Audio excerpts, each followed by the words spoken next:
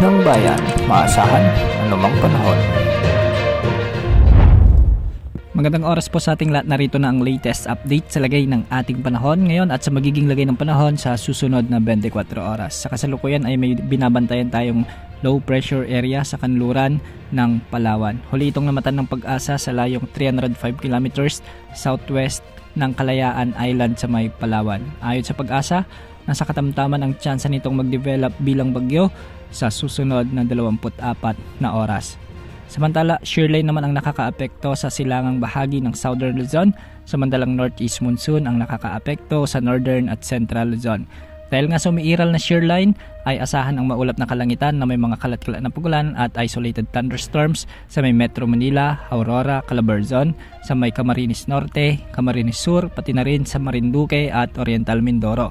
Pinag-iingat natin ang ating mga kababayan dyan, lalo na yung ilang araw nang nakakaranas ng mga pagulan, dulot ng shear line dahil posible ang banta ng mga biglang pagbaha at pagguho ng lupa, lalo na kung may mga katamtaman hanggang sa kung minsan ay matitinding pag-ulan. Samantala sa Davao Region at Soc-Sargen ay makakaranas naman ng maulap na kalangitan na may mga kalat-kalat na pagulan at thunderstorms dulot ng umiiral na easterlies.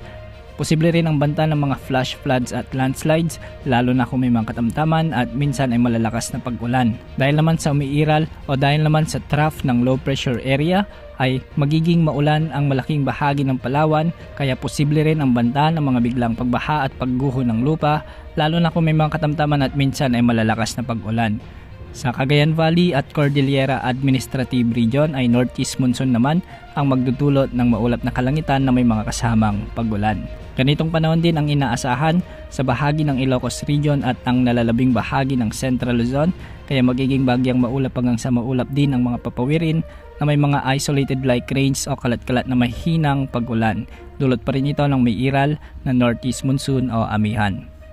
Para naman sa nalalabing bahagi ng ating bansa ay magiging bagyang maulap hanggang sa maulap din ng mga kalangitan na may mga isolated rain showers and thunderstorms. Dulot pa rin ito ng umiiral na easterlies. Samantala magiging maalon naman ang mga karagatan sa bahagi ng northern at eastern sections ng ating bansa dahil posibleng umabot ang mga pag-alon hanggang 4 na metro.